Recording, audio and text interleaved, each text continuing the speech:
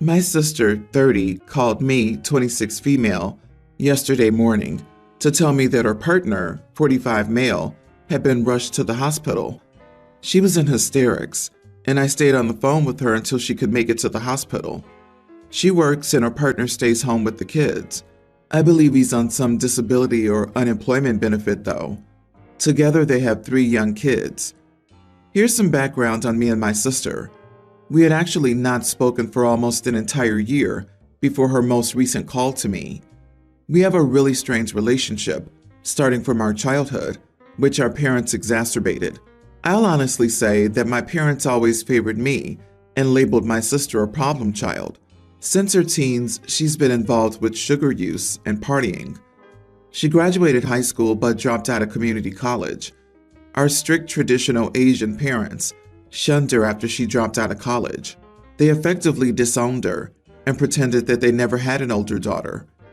My parents haven't spoken to her in almost a decade and have never met their grandchildren. For the last decade, I've tried to maintain a positive relationship with my sister, but she's betrayed my trust too many times to count.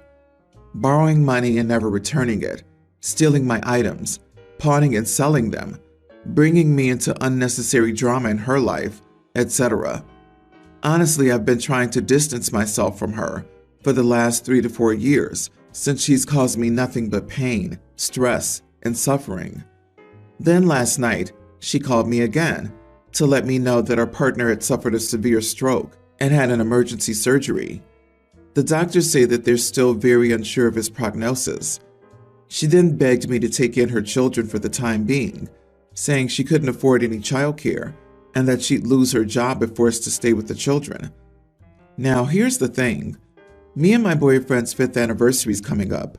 We've already bought tickets, requested PTO, and made accommodations for a 2-week European trip, starting this Friday.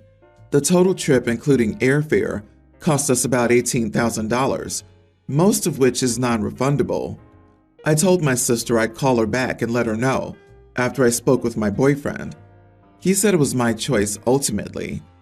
I decided that I wanted to go on our anniversary trip, which I'd been looking forward to for an entire year.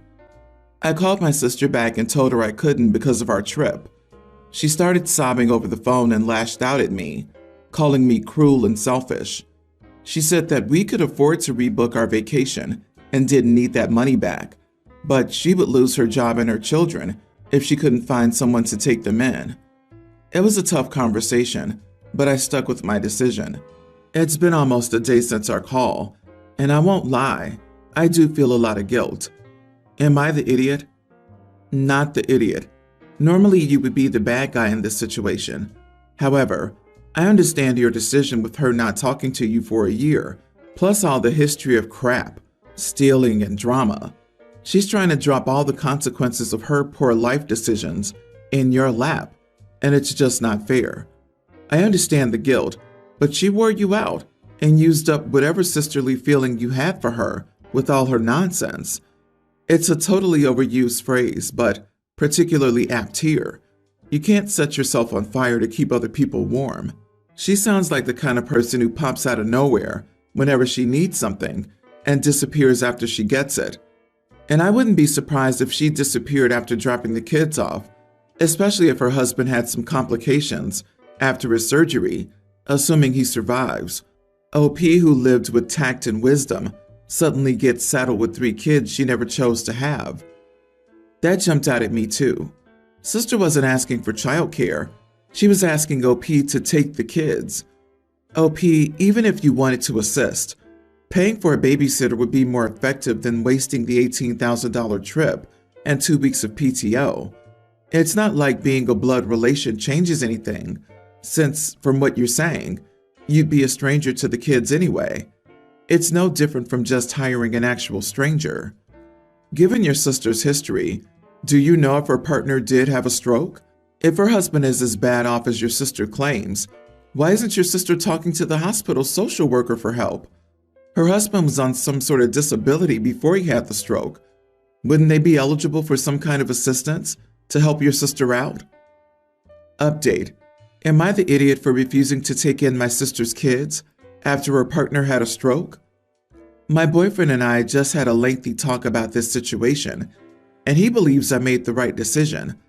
However, after reading through everyone's helpful suggestions, we're leaning towards finding a babysitter and paying them directly to care for the children, at least for the first week or two. Even though I'm not close with my sister's children, I really feel for them. I'm not sure about her partner's parents, but from what I know, I believe he's estranged as well. I've never even met her youngest children, only the oldest two maybe 1 or 2 times, so I'm a stranger to the kids. Plus, me and my boyfriend live in an apartment in the city, and we're about a 4-hour drive from her place. My sister will likely not qualify for FMLA since she's been at both jobs for less than a year. I've texted her and encouraged her to speak with the social worker at the hospital to see if there's anything they can do to help her or lead her in the right direction. I know there's doubt that he even had a stroke, but he did. She sent me pictures of him in the hospital and his CTs and MRIs. I do feel horrible for her, but at the same time it's tough for me to find the willpower to wire her money directly, given that she's stolen thousands of dollars from me in the past. But again, we're looking into finding a sitter and paying the sitter directly.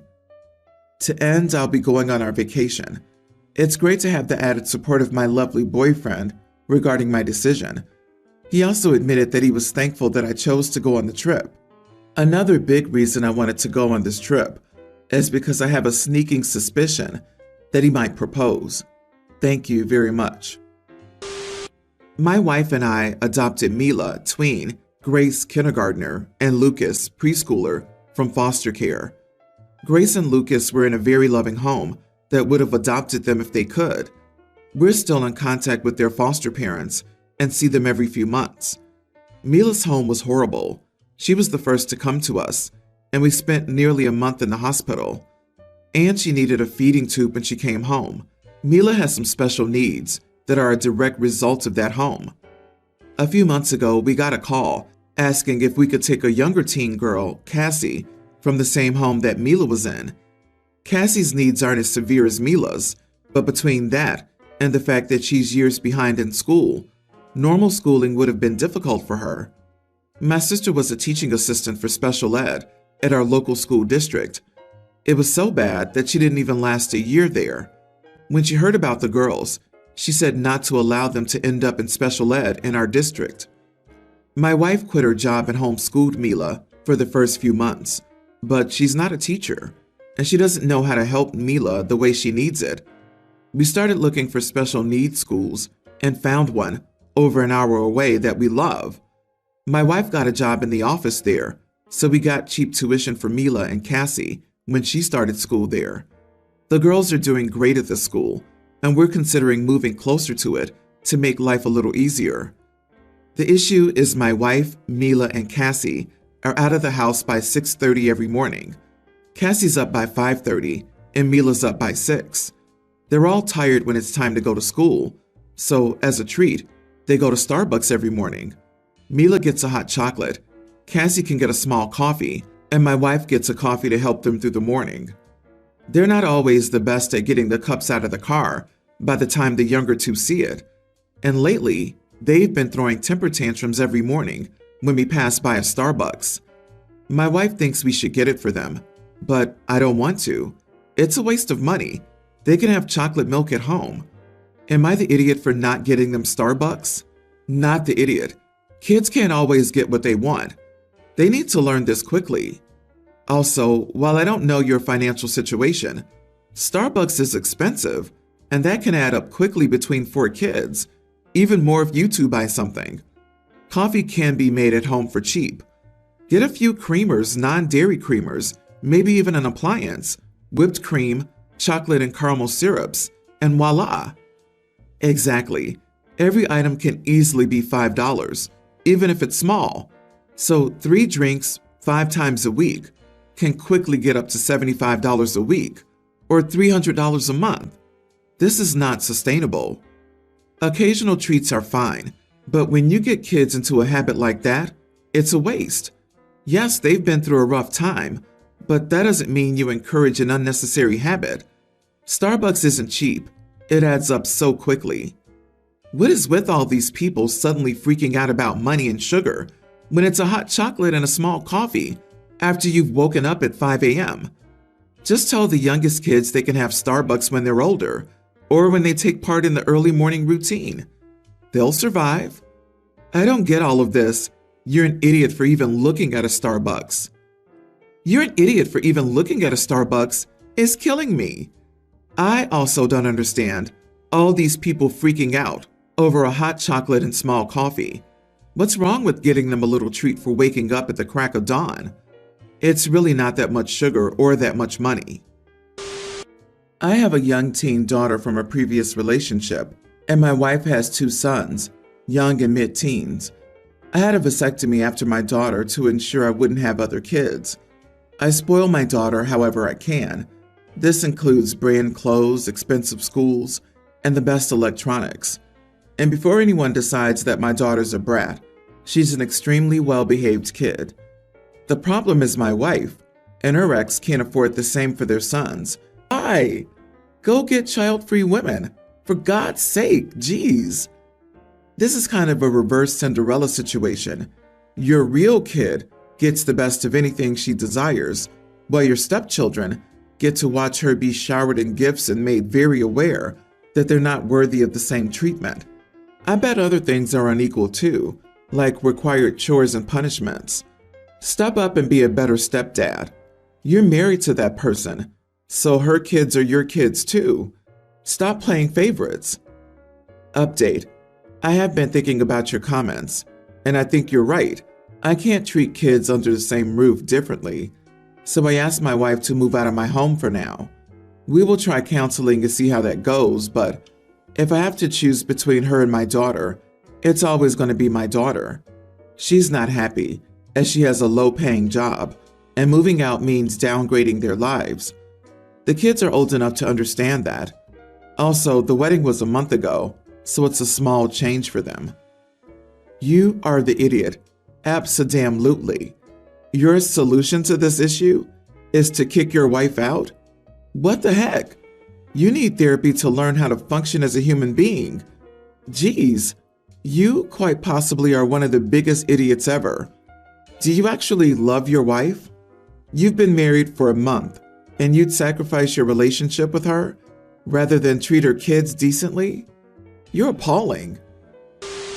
I, female 27, work in a team of 5. One of the members, let's call her Ava, is pregnant. Our company allows only 6 months of paid maternity leave. Ava's been having a rough pregnancy and has been ordered bed rest by her doctor. She's only in her 2nd trimester, but she's already been calling in sick a lot and has extinguished her paid sick leave. She and her husband are renting and could be doing better financially. They need her income for the next 5 months till the baby's due, and she can officially go on paid maternity leave. Our boss asked us to figure it out. We can't actually do our work remotely. To enable her to work remotely, we'll have to dedicate hours of our work time to working on her behalf physically and gathering the required information. It won't be easy to do and to complete our work, and we'll have to work additional hours. Our company doesn't pay overtime. All others in my team already have family and kids. I'm the only one without kids, or as others said, responsibilities. They asked me to do the additional work to help Ava out. I said no. I sympathize with Ava, but she decided to have a baby, and I can't work extra hours every day to help her. They said I was being an idiot for not helping. I told them if they cared so much, let us all help together. Then everyone will have fewer extra hours to work. They complained they could not since they had family to get back to and responsibilities. I said I have my own life too. We all help together taking turns, or we don't help. I'm not going to sacrifice all my days for her. None of them want to help, and I let our boss know. He hired a temporary replacement for Ava. Ava and the rest of my colleagues are calling me an idiot now. So am I? Not the idiot and not your problem. It's the boss's problem to ensure the work is done, and the company's problem to hire enough staff to complete all the work. Surprise, surprise. When the employees refused to take a bunch of extra work for no pay, they were forced to hire another staff member, which they should have done all along. My wife has to fight this every year with holiday schedules. She works a job that's an essential service, and this has to be covered 24/7. Her coworkers always try to goad her into working every holiday because we have kids and families, and it's just you and your husband. The heck, it's not. We both have families, both have parents, thankfully, and we are a family in any case, and our desire to spend holidays together is just as valid as anyone else's. The point is that you're right. If they aren't willing to take on the extra work, there's no reason why you should either. It would be different if they all agreed and you refused, but that's not the case here. My daughter doesn't apply herself. She's the type of kid who'll schedule the easy classes. She's gliding by in high school. She mentioned that she wanted to follow in her aunt's footsteps and be an engineer. She's looking into her new classes, 3 new ones for half the year, and I looked them over. Now, they're all fun, manageable classes. I asked her if she still wanted to be an engineer, and she said of course. So I asked why she wasn't trying some math or workshop classes. She told me she didn't need those. I sat her down and went to multiple colleges that offer engineering and showed her what classes she would need to take. There were a lot of math, circuits, and just a lot of STEM classes. I told her it's a lot of work, and she needs to step up now and take some extra STEM classes if she wants to go into the field, since she has no background at all at the moment. She got quiet and went to her room. She doesn't want to be an engineer anymore, and my wife is angry at me. I don't know if I did anything wrong by telling her the reality of the degree she wanted. Not the idiot. I want to go into a STEM field. I just don't want to take any STEM classes. Your daughter needed a dose of reality. You're correct in believing that college preparation begins now. Programs like engineering weed out those who would not succeed. If your daughter waits for college to take the challenging classes, she's already behind, and her dream dies anyway. Your wife is angry at you for being realistic? It's better to get a reality check now. My son says he wants to be an engineer, but he's not great at math and not really interested in it either. Why would I pump him up with nonsense? I would bet your wife has been feeding into her delusion all along. I disagree. You are the idiot. Don't kill her confidence before she's had the chance to even start. I'm a woman in electrical engineering. I came in with zero knowledge and nothing fancy in high school, and I'm doing great. It was a learning curve, but it's been so rewarding. At least encourage her to purchase electronic kits to play around with before deciding on a major. Don't shut her down. Tell her it'll be hard, but you're so proud of her for attempting this. Not, you can't, it's too much. She can learn all that stuff in college. That's literally the point.